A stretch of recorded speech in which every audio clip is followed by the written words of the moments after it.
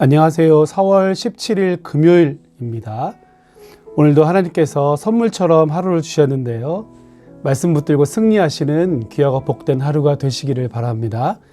오늘은 에스겔 35장 1절부터 15절까지 말씀이고요. 그 중에 6절과 7절을 제가 읽어드리겠습니다.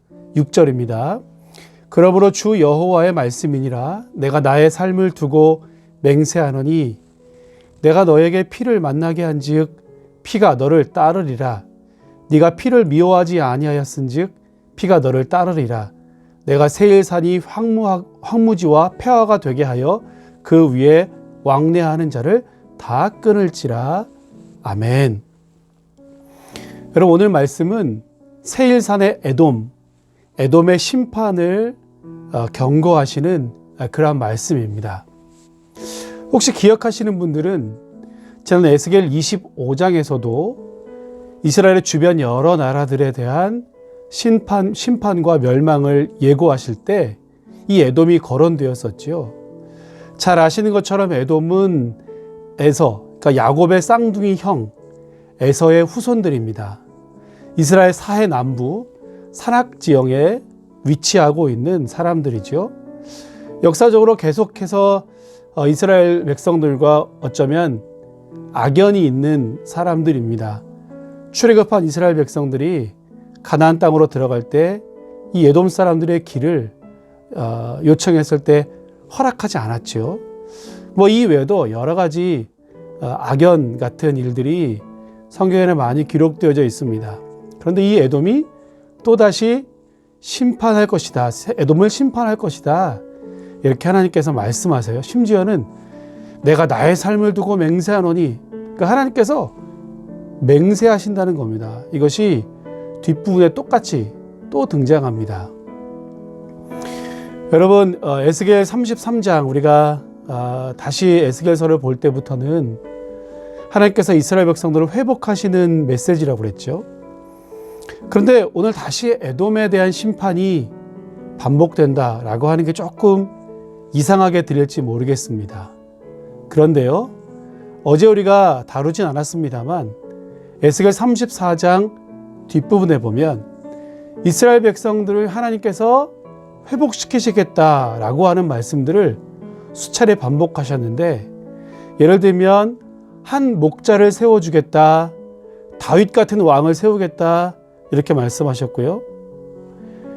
복된 소낙비를 내리겠다라고 하셔서 밭의 소출이 많아지게 될 것이다 예고해 주셨습니다.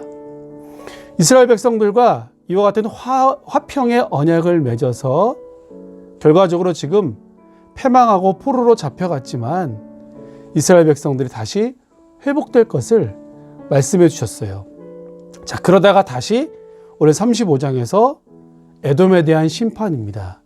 자, 그러니까 이 에돔에 대한 심판은 우선적으로는 에돔의 교만에 대해서, 하나님의 불순종에 대해서 심판하는 것이기도 합니다만, 2차적인 의미로는 이제 이스라엘이 회복하는 데 있어서 장애물이 되는 이 에돔을 제거해 주겠다. 그래서 간접적으로 이스라엘 백성들을 회복할 것에 대한 약속을 다시 해주는 거죠.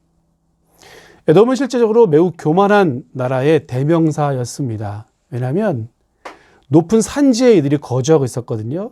그렇기 때문에 적들이 도저히 침입할 수 없다 이렇게 생각했고요.